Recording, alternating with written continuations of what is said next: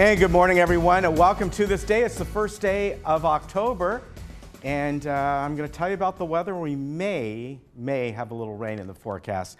On our show today, Bunny Carpenter will be here from Third Mutual, give us an update of what's going on in Third. And also from the Village Library, Eileen Ordway is here today, and they have an event coming up. She's also going to talk about the reservation program that they had started up just recently. From Concerned Citizens, we have a law professor from UCI. He's going to be their guest speaker coming up tomorrow, and we'll meet him and also talk to him about his background and some of the issues as well. And then we'll bring you a segment from Breastlink. Now, as far as meetings go today, there's only one meeting. That's Third M&C, their Maintenance and Construction Committee, at 1 o'clock in the boardroom. Now let's get to the weather. And yes, rain is in the forecast, but how much for this area really remains to be seen.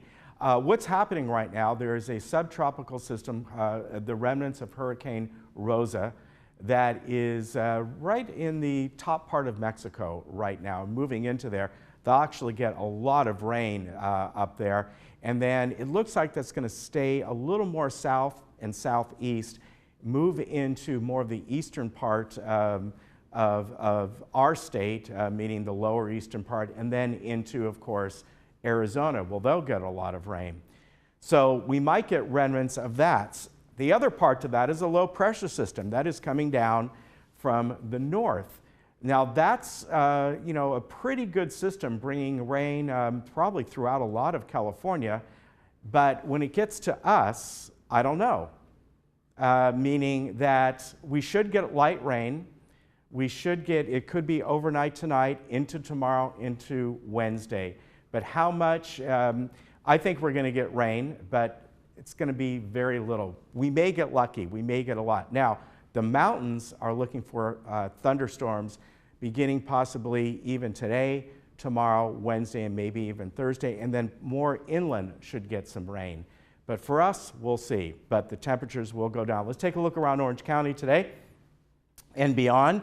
And why is it so warm today? Well, again, we are feeling the effects of the hurricane that was off the coast of Mexico. So that's why these temperatures and the humidity, I'm sure you feel it already, are up so much. In fact, at our house this morning, we were 69 degrees at about 6:30, where on Friday we were about 58 degrees, even though it was clearer out. So scattered clouds throughout the day, and then you can see the beaches 80 degrees, and that's an average, by the way. A couple of the beaches might hit around 82, 83. I mean, look at North OC at 87, Yorba Linda 90 degrees. Palm Springs, though, yes, Palm Springs, they dropped by about 15 degrees compared to just a few days ago. So they're feeling this in a good way for them, in a positive way. They're finally out of that, 3-4 months of triple digits, almost solid for those months there. All right, we'll be back in just a moment.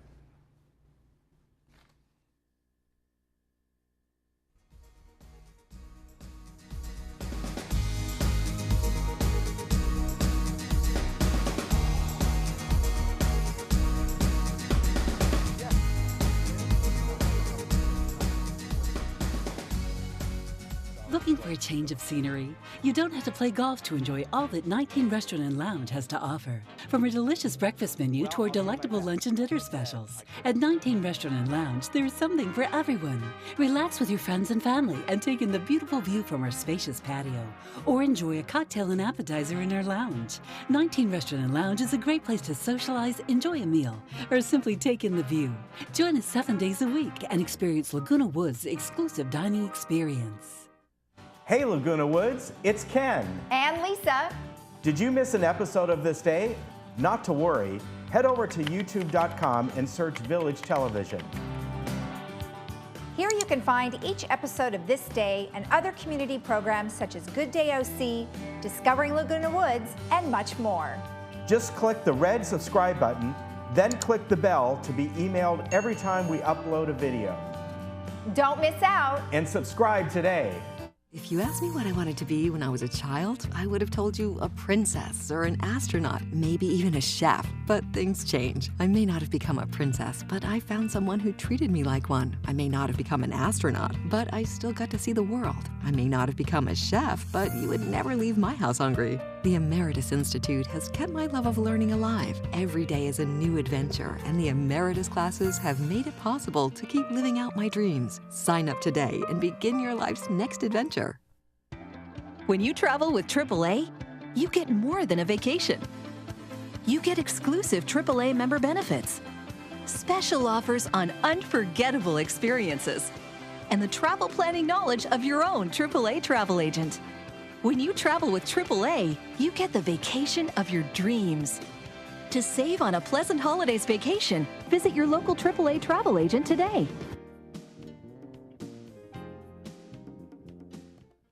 I'm coming for you, Cancer. With California Protons, I now have the technology and expertise to fight with unmatched precision.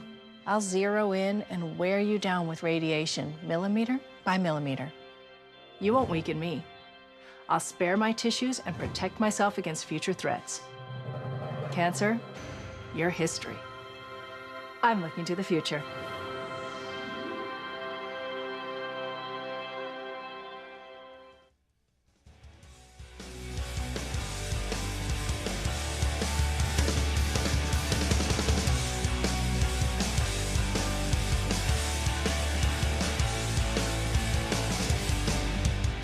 And Bunny Carpenter is with me today from Third Mutual. Welcome. Thank you. Nice to have you here today. And I know there's several things that you would like to talk about. So obviously probably the first one, and we'll mention this a little bit more later, but the elections, right? Yes, yes. Well, that is one of my topics today. I also wanted to talk about another hot topic, and also about the importance of reading resale package information before starting an alteration. Okay. So, as you know, Brad resigned, and I think that that is going to be really hard to fill his position. He has done such a good job. And we're really sorry, the board is really sorry that he's leaving. And I think he has been so instrumental in bringing our community up to date. Mm-hmm. He had a big job. He helped Laguna Woods Village transition to self-management. And he updated our technology to make it a more efficient for staff. So people have asked me, you know, what it was like to work with him.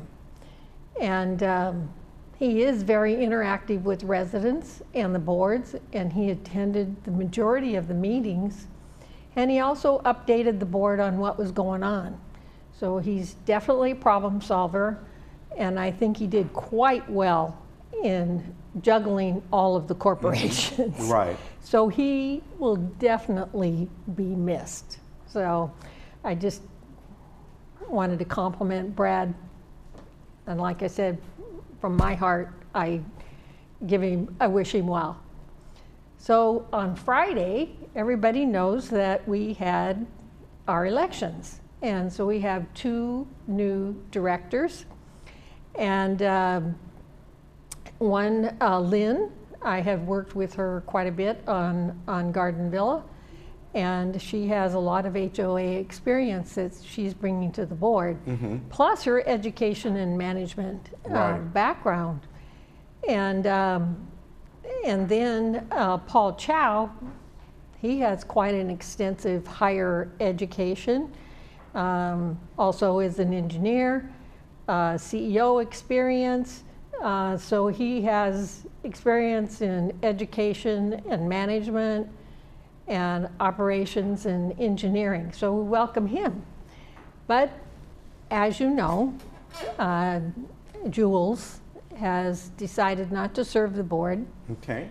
And, but he's going to be very active in the committees that he's already involved in as an advisor. Okay. But there will be an announcement soon, you know, because we have another position to fill now, and when people can apply. Okay. Yeah. All right, very good.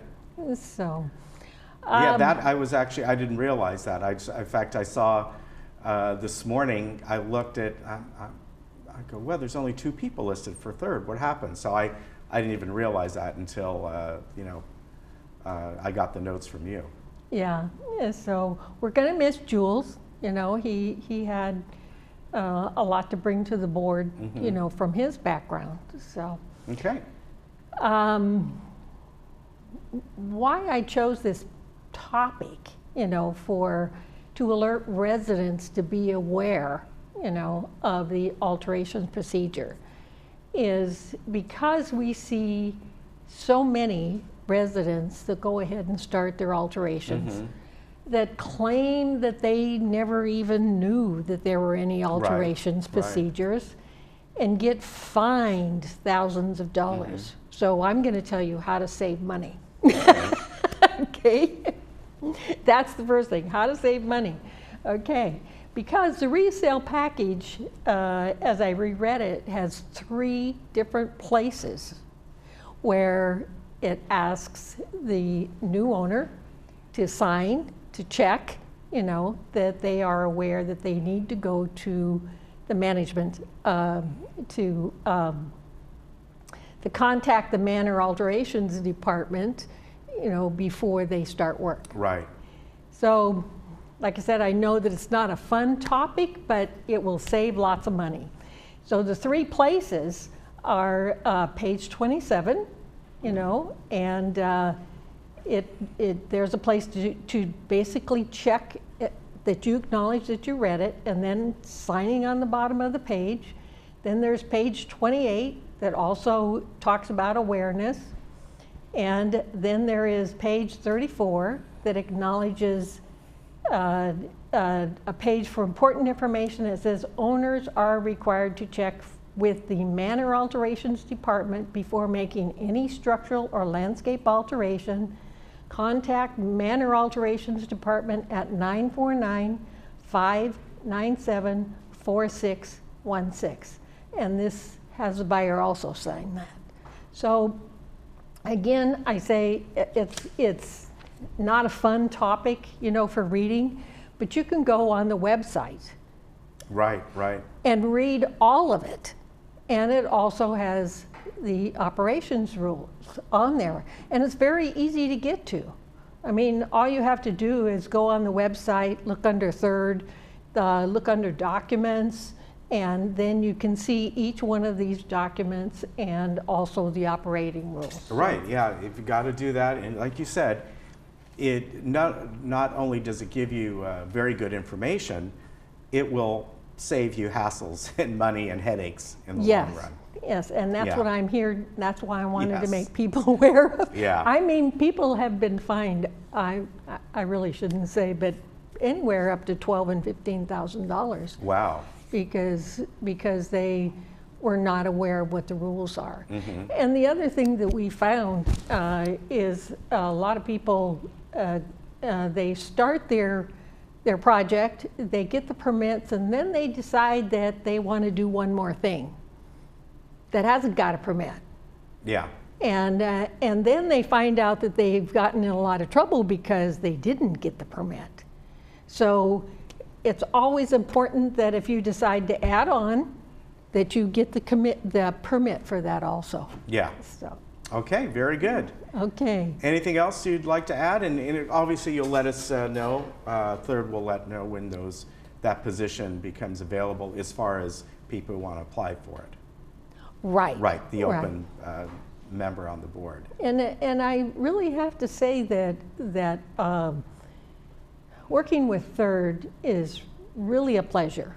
Really a pleasure. We really don't have as many meetings as we had before. So the commitment is of your time, you know, is not as extraneous as it was in the beginning when the transition started, you know. Right, right.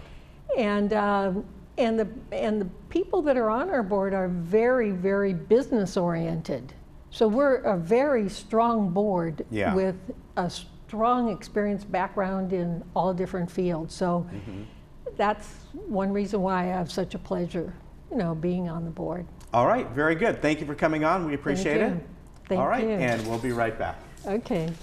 We'll get you on hold in just a second.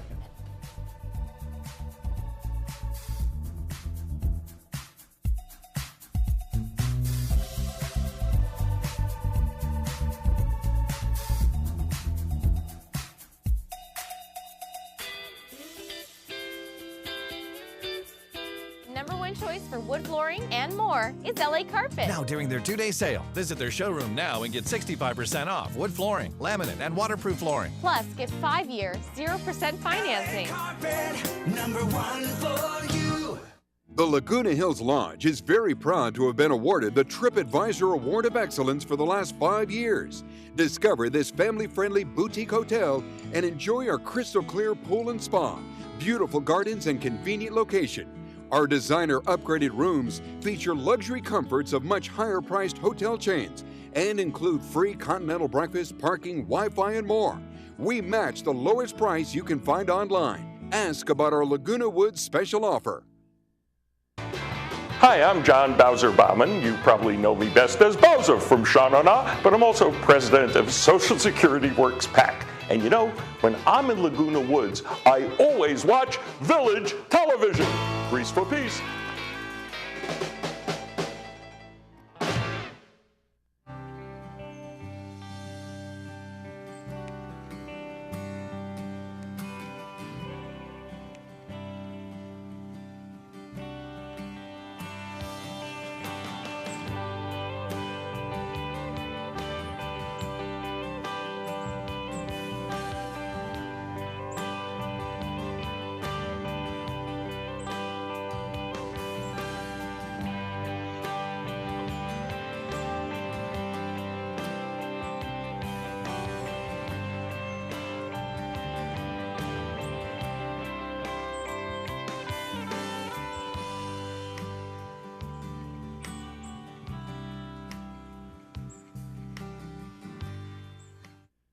Cadillac has been synonymous with quality for over 100 years. We share that philosophy here at Suburban Cadillac of Costa Mesa. It's our mission to engineer a quality shopping experience. Lease this Cadillac Escalade for only $879 per month during our Made to Move sales event. Visit our showroom today or browse our inventory online at CadillacOC.com. Suburban Cadillac of Costa Mesa. Quality defined.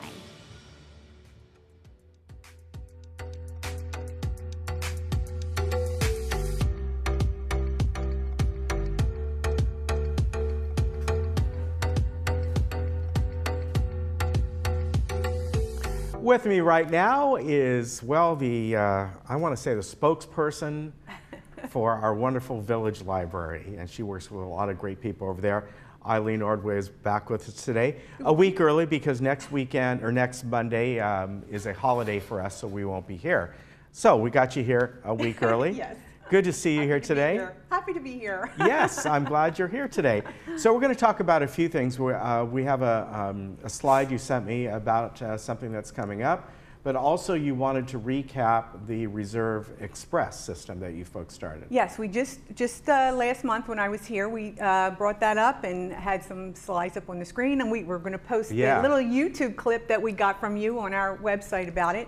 But basically, people can tell us who their popular authors are, who their most favorite. We will add them to this system, and then they can go into their catalog account, select these authors, and then as soon as that author comes out with a new book, they will automatically get put on the reserve list when it's added to our catalog. So let me ask you about this. They don't, once they put their favorite author on, they don't have to worry about anything else. Right, exactly. It'll automatically happen. That is fantastic. Yeah, so a lot of times authors only put out a book. That is really good. Yeah, once a year, but they don't have to like be watching for it and looking at the catalog. So like John Grisham we found is our favorite. I mean, right now, 40 people have signed up and he's the top choice. He's coming out with a new book at the end of the month called The Reckoning. So anyone who has signed up for him will automatically get put on the reserve list. So we're hoping people will see me today and come in and select him also. Now, let me ask you a question on that. Because of this, is this helpful to you folks in knowing how popular someone is and maybe we need to get in extra books. Absolutely. I don't know how you do that if Absolutely. you get in more than one. We sometimes we do, especially for popular ones like Patterson. We may get the regular print and the large print. We try and do that for people who are really popular, but this will help us definitely. And the system even has a way to say, oh, for every X people that want this, here's how many books you have to buy. So like for Orange County Library System, that would be really great for them. Us, you know, we're not that big, but yes, the system would help us do that, decide how many to get. Yeah, so very helpful. Now we have this other event coming, the Village Readers Book Club. Now, you have book clubs now all throughout the year. Is this the new one beginning to start up for next year? Are you already beginning to get it going? Yeah, we're going to actually have 5 book clubs next year now. So this is an added on. Okay. All right. And the theme is women's voices. There's a PBS special, the Great American Reads, and they have identified 100 books that they say people should read. So this book club, they've chosen 28 female authors from that list. And so next year, the group who wants to be involved in that will select 11 of them from that list to read next year. All right. And they're going to organize, they're going to have their organizational meeting on the 4th Wednesday in October. Of course, I have no idea what the date is right now. But the 4th Wednesday in October at 6 p.m.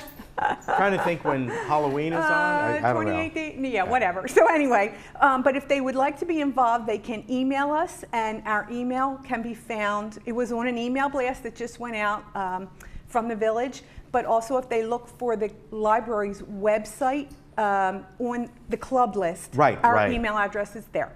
Okay. So they could email and say they're interested in being included in this new book club. Okay, very good. And that's I know how popular these are. Yeah. Yes.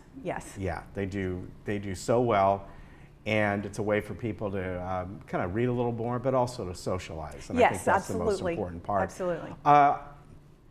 As far as the different authors that you get in, how do you determine that? I've always been curious as far as obviously John Grisham and things like that. Right. But then maybe you just heard about one that, you know, maybe people other parts of California or the country or on the East Coast are reading first and going, wow, this might be good. And do you do that? Do you have people recommendations? Yes, we do.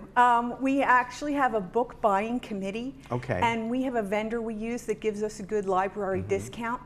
And they send us a list every month that has what's going to be published in the next like 2 to 3 months. Okay. So this committee goes through all those and tries to see what's new out there, and does it sound like something that our residents would like. Okay. We also have a feature on our catalog website where you can request a book. Okay. The thing is, we prefer if it's something relatively new. Sometimes people want us to add something that's 20 years old because they'd like to read it and they don't want to pay for it. Yeah. But we have limited funds for books, so we have to, you know, do that. But we have a very diverse group of people on this book buying committee. A lot of different things that they like. Yeah.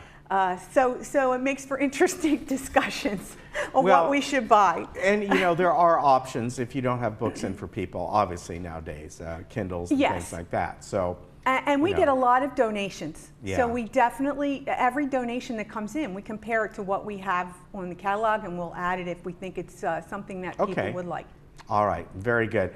Library is now open on Wednesdays till 7 o'clock. Right. And then their normal operating hours? Are weekdays from 10 to 4 and Saturday 10 to 1. All right, very good. Thank you for coming in a week early. No we appreciate problem, it. Always good to see you. You take care. We'll be back.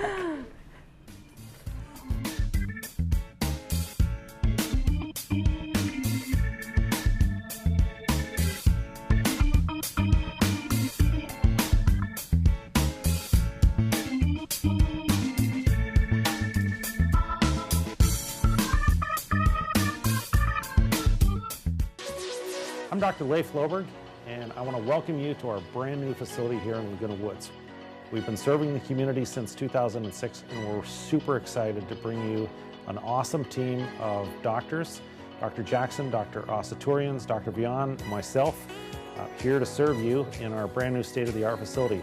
Call us in the morning and we'll get you in the same day, guaranteed.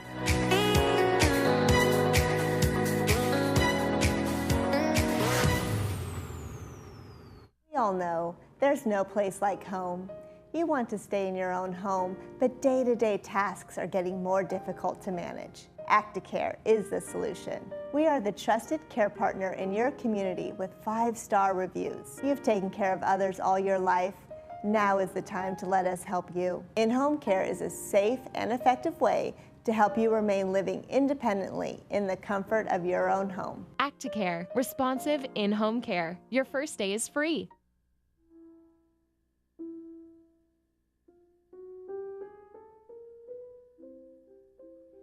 Family Chronology is a family-owned business here to help you tell your story in your own unique way, in order to ensure that your legacy is passed down to your descendants for centuries to come.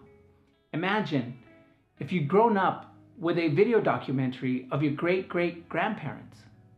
You know, I've never met them, unfortunately. Imagine your children hearing from them directly, how they thought, how they lived, the unique experiences they would have to share. Those experiences enriching the lives of generations they never got to meet. This is what you're doing for your family's benefit. We want to help you tell your story your way.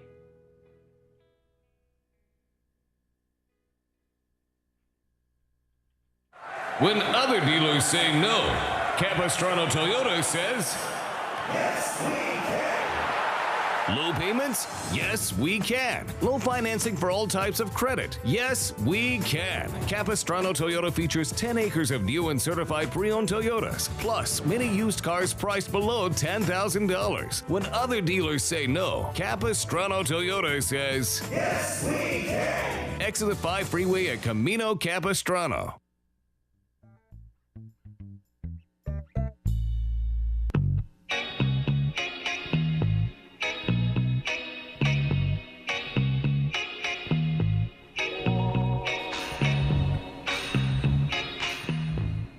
And I'd like to welcome today from the UCI School of Law, we have constitutional law professor Manoj Mate. Did I pronounce that right? Manoj Mate.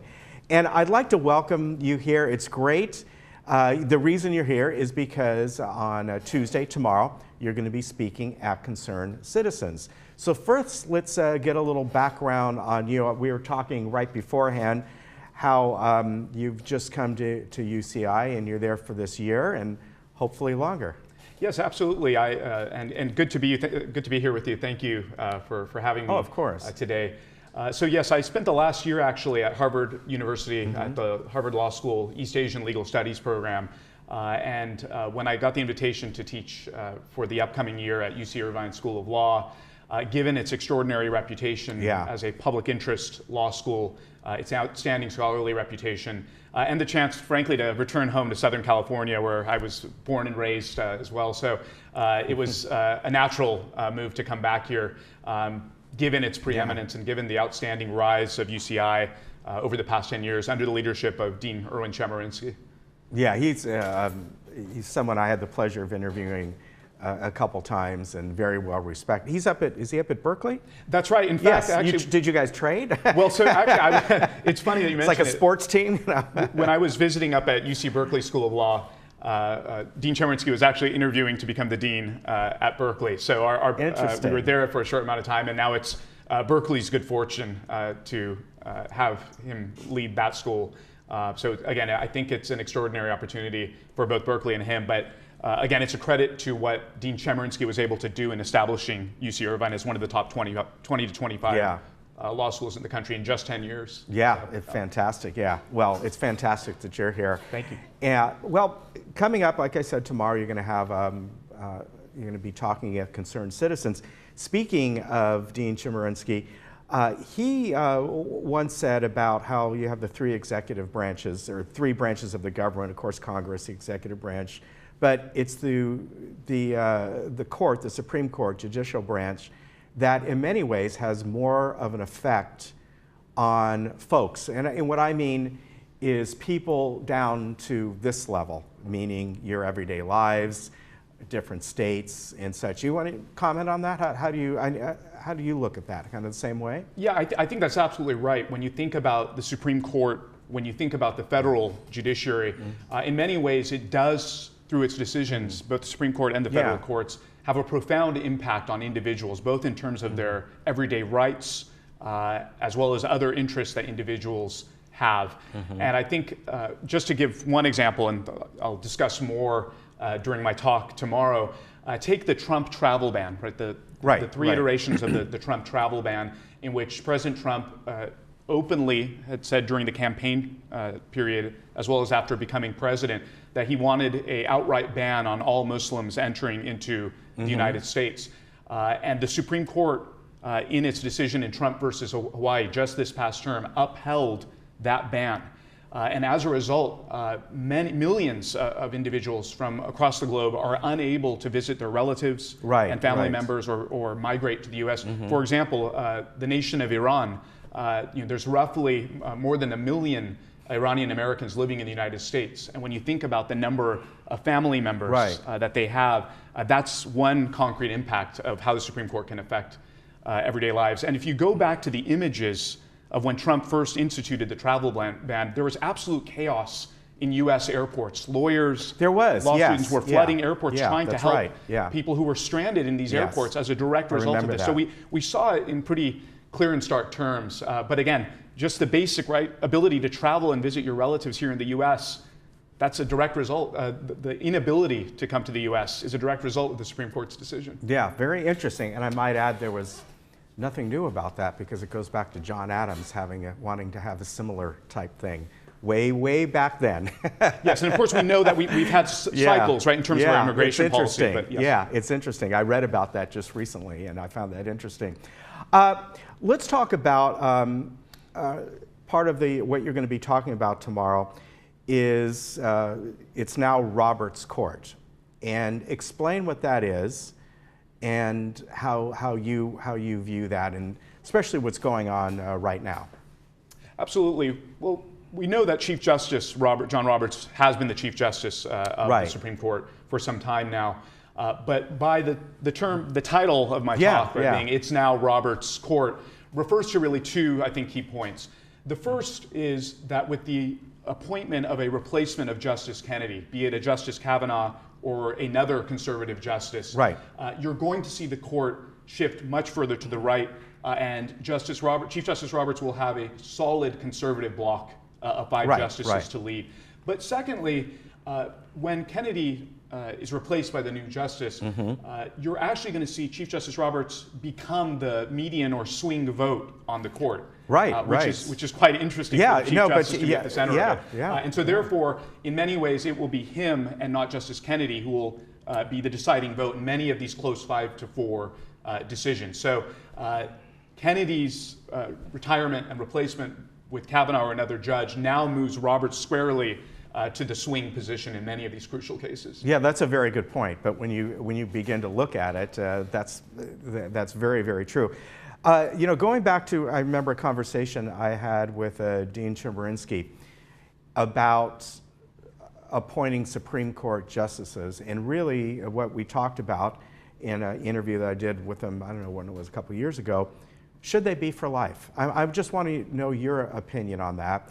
And we also talked about should anyone sitting president or Congress, whatever, be able to have more than one choice? Should it be spread out? Term limits for Supreme Court? What's your view on that?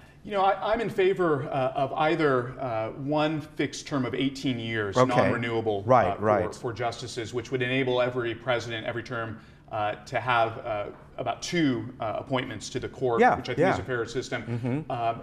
Other countries, for example, the Supreme Court of India and other countries actually have a fixed retirement age cap on their court. So in some ways, the U.S. is the outlier when it comes to the sort of lifetime appointment here. And the one thing to remember is we're living longer, giving medical advances, and many of these justices are appointed in their 40s or 50s. Justice Clarence Thomas was appointed in his 40s. Justice Kavanaugh is in his 50s. And so many of these justices will serve, given life expectancy, 30 to 40 years for multiple presidents here. And I think it's important that we don't leave the appointment system up to luck, up to chance as to when a justice retires or leaves the court, because it makes certain elections more crucial than other elections. So I think I do favor some type of term limit to basically give every president the opportunity to make appointments to the court. But of course, that would be a major change that would, I don't know if that's something that would have to be ratified by the majority of the states or however that would work, but I totally agree with that assessment. Yeah, absolutely. And the second question of the political feasibility of passing this is a whole separate story, and I think it would be difficult, at least in the current political climate. But I think the Kavanaugh hearings that we've just witnessed this past week, and the extraordinary circumstances surrounding President Obama's nomination of Judge Merrick Garland to the court, the Senate's inaction on that nomination, and the replacement of Scalia's seat with Justice Gorsuch shows again that our current system in some ways prevents each president from having that opportunity. It really should have been President Obama's opportunity to replace Justice Scalia, but the Senate refused to act. And that, again, I think having those regular term limits would at least ensure that we move away from sort of partisanship. That's a very good point. Guaranteeing that turnover. Yes, definitely. And I remember Gene Chemerinsky basically said the same thing. And of course, having a certain age to retire on, that could be a little dicey depending what age you've. But I agree with that as well. So now, with so much going on today, I know you're gonna, when you get to your talk tomorrow. What are you going to be focusing on? What's happening right now? What's been happening as far as the different appointments? What has SCOTUS done over the last 12 months? Some of the decisions that they've made and could be changing, could be shifting.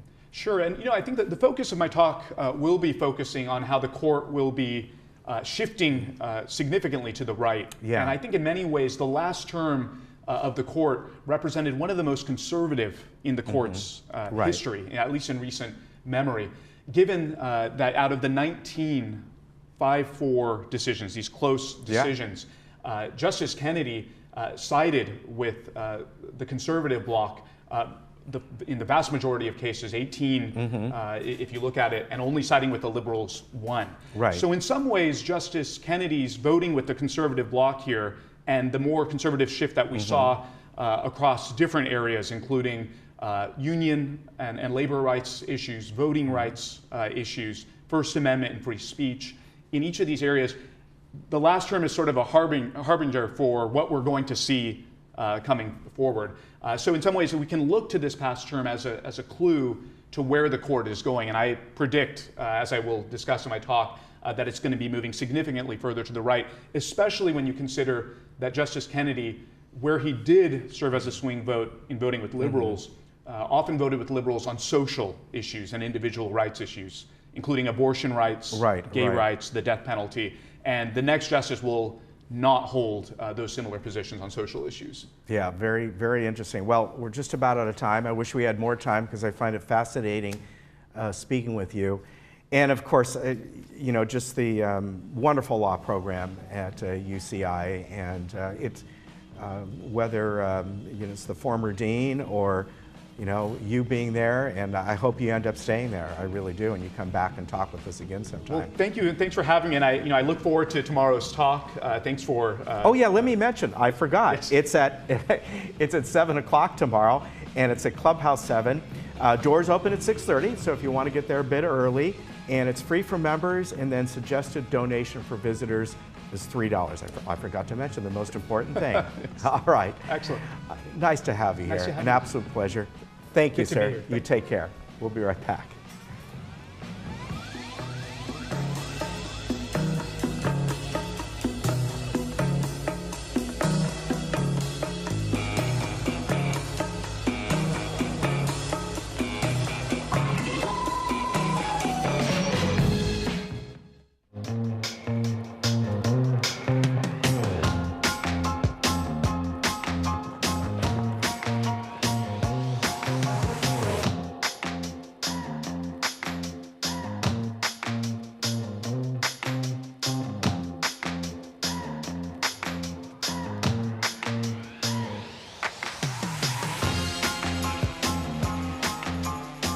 more information, visit medterracbd.com.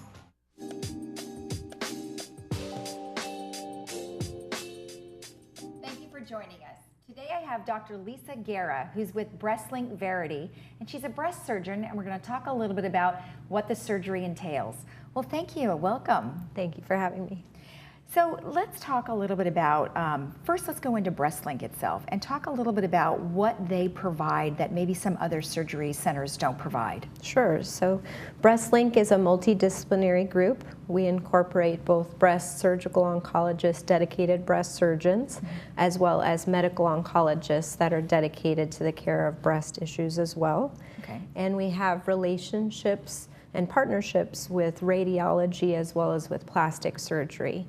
Okay. So most breast centers typically have surgeons and imaging capability, but we're able to incorporate some of the other disciplines that also help out with breast cancer care. Okay, now we've talked to some other doctors that are BreastLink doctors, and the same thing, you know, you are a one-stop place. You can go from the very beginning of your diagnosis to the very end. There's just really something for everyone in all the stages of their breast cancer. Yes, and you can kind of pick and choose what is necessary. Okay. Some individuals may only have an imaging need, whereas others may have surgical needs, may also need medical oncology care, and some are interested in that one-stop shopping. They want their imaging to be done and to see their surgeon and their medical oncologist and plastic surgeon all at the same time. Well, the nice thing about that is that you have everything in one location. You don't have to ship anything off, so it's probably comforting to most people. Absolutely, and certainly because we're all together, then the level of communication tends to be pretty quick, easy to find each other, and I think that that offers patients a lot of confidence within the group as well. Okay. Before we started filming, you and I were talking about your history, and so you were a general surgeon before you became a breast surgeon. Tell me how the transition came about. So typically for breast surgical training, you actually will start off with one particular discipline. Most commonly that is by being a general surgery resident to start off with.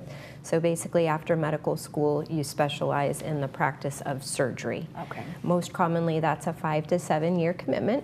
And during that time frame, you may have exposure to a variety of different surgeries.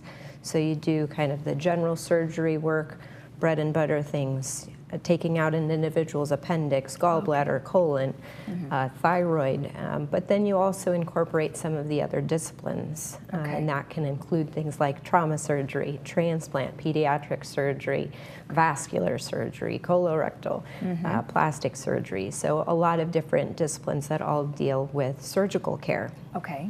And then during that time frame, you might have the inclination that you'd like to specialize and focus on one particular area.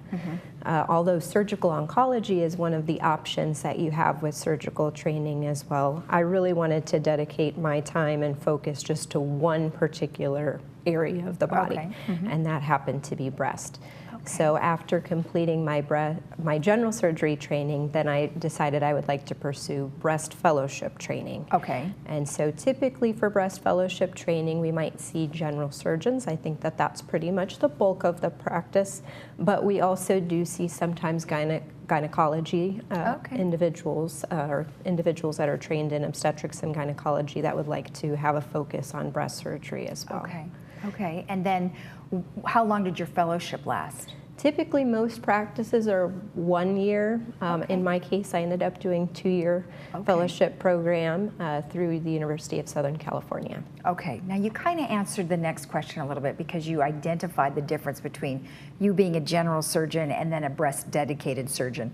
But maybe dive a little bit more into the true differences, because obviously breast cancer is a bit different than obviously the rest of the things you mentioned. Right. So tell me the difference.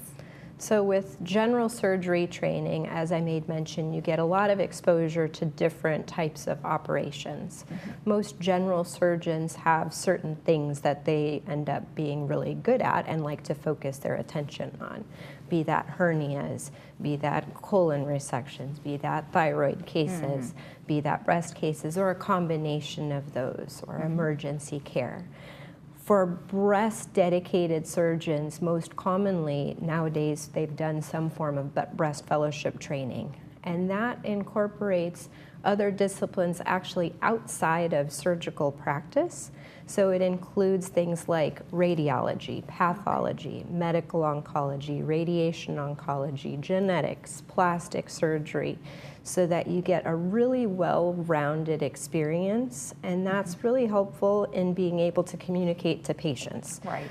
This is what you can expect moving forward. You have that opportunity to see those other disciplines in practice, learn more about them, and I think that that also is helpful for taking a patient through their journey in their breast cancer care. So then your responsibilities don't just stop at removing the cancer. It stops at then it continues on to you do the mastectomy also, as well as the breast reconstruction. You do all of that? So in some cases, we do oncoplastic surgery, where we're incorporating plastic surgery principles for especially the wound closure, along with oncologic principles. So trying to really take care of that cancer to the best of our capability, getting it out with a nice rim of normal tissue all the way around it, but also thinking about the aesthetic ramifications of what you're doing. So sometimes that will cause us to make a little bit of a different choice in our incision location. And in some cases, we will partner with plastic surgeons to do cases jointly. For instance, if someone has a breast size that will support them to have a breast lift or a breast reduction, we can use those types of incisions to not only take out their cancer, but ideally leave them with an aesthetic result that might be better than what they may have started off with. So it offers sometimes that silver lining, if you will, to an otherwise bad situation. I see. Okay. Well, it's nice to know how that all operates, because you just never really know unless you ask. Sure. When you perform surgery, is it always necessary to remove the lymph nodes? So typically we're removing lymph nodes in order to essentially stage an individual's breast cancer. So that would mean that lymph nodes may be required with removal for an individual that has a breast cancer. Most commonly that's for an invasive breast cancer, where breast cancer has gone outside of the confines of breast ducts or breast lobules and is into the surrounding tissue. I see. There are some select cases for an earlier form of breast cancer called ductal carcinoma in situ, where we may check up on lymph nodes as well. But it's most typical for individuals that have invasive breast cancer. Okay, so it's not always necessary then? Correct, and it's really, that information is used to help us make appropriate treatment decisions for them. I see. Okay, all right, good.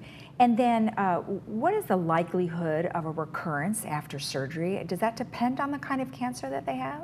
It may depend in some respects on the type of cancer. More aggressive cancers we do tend to worry a little bit more about, particularly for breast cancer coming back at an earlier time frame. But in general, that difference may hinge really on the type of surgery that's performed. Okay. So for instance, for a mastectomy, where we're really trying to remove as much of the breast tissue as possible, the 12-year risk of breast cancer coming back in that same breast is typically quoted as being between 1% and 4%. Okay. So it's a low number, but it never goes down to 0. Right. And then for individuals that may have a lumpectomy, some, but not all of those individuals may require radiation therapy as well. And their 12-year risk of breast cancer coming back may be anywhere from around 3%, or in some modern cases, sometimes they're even quoting lower risks for more favorable cancers, up to maybe 10 to 15%, depending again on that type of breast cancer. Okay, now you referenced 12 years. Why not 5 years? Why not 20 years? What's the mark there? It just depends on the study. Okay. So for instance, some of the lumpectomy literature that's out currently has looked at 5-year data. Okay. And so with modern radiation therapy techniques, that 5-year risk of breast cancer coming back after lumpectomy and radiation has been quoted as being even as low as maybe 2 to 3%. Oh, okay. Okay. Yeah. All right. Excellent. Thank you for the clarification Sure. on that. Do you conduct genetic testing to identify a patient's risk?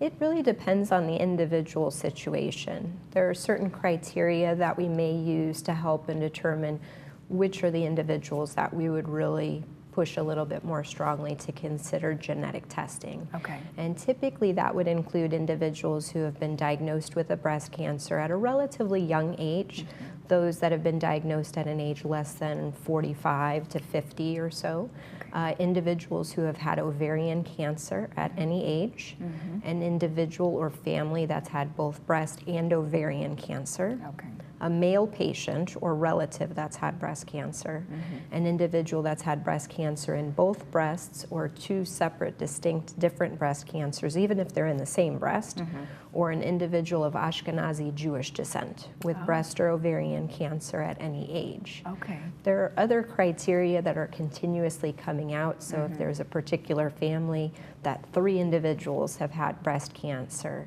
or if there's family history that might also include aggressive or metastatic prostate cancer, pancreatic cancer. So there's other criteria that may also be considered, but those are the typical ones that I would say that we go through. Okay, okay. And then in regards to treatments, you know, there's an awful lot of discussion about identifying what types of treatments without having a particular type of cocktail now. They're able to do a little more precision type of identification. What are you seeing on the horizon? Well, I think that really kind of what we do in the here and now is that it's not cookie cutter medicine. Right. Not every individual is going to receive the same exact treatment. What's right for one may not be right for another. Right. So it really comes down to a variety of different features. What's the size of that individual's cancer? What type is it? What's the size of the individual's breasts? Do they have some personal preferences or family history aspects that we tie into things? Okay. And that, I think, has a lot of bearing on what we might do from a surgical standpoint. Okay. But as far as other treatment is concerned, although some is a little bit more standardized, for instance, in most individuals that have lumpectomies may require some form of radiation therapy. Not all, but some. And I'd say that there are also certain criteria for some of the medical treatments. If a cancer is fueled or fed by hormones, we may make recommendations for hormone blocking types of agents. I see, right. But as far as things like chemotherapy is concerned, nobody really wants to have chemotherapy, especially if it's not going to be very helpful for them. Right. And so there are genomic tests that look at the biology and behavior of that cancer to help and determine, is chemotherapy really going to be of benefit for that individual, or could it cause them more harm than good? Right. There are certain characteristics that would tell us, no, this is a cancer that really needs chemotherapy. But I'd say that there's a good number of those individuals that have particular types of cancers that may not always require chemotherapy. And so from that aspect of things, we are able to personalize their particular medical treatment depending on the biology of that individual's cancer. Wow, so much goes into it. Oh yes. You know, I know, and you're very, very smart on it, and you sound wonderful. And thank you. I've heard some great things, and always great things about breastlings. So well, we appreciate you being here. Thank you for having me. Thank you. Right. And thank you for joining us.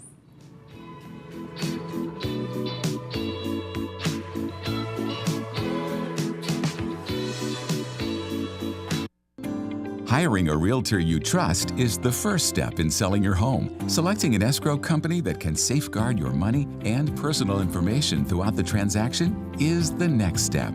Escrow Options will guarantee the safety of your personal information and funds from the risks of wire fraud and cyber theft. Choose the escrow company that works for you. Escrow Options Group, protecting consumer assets in escrow since 2005.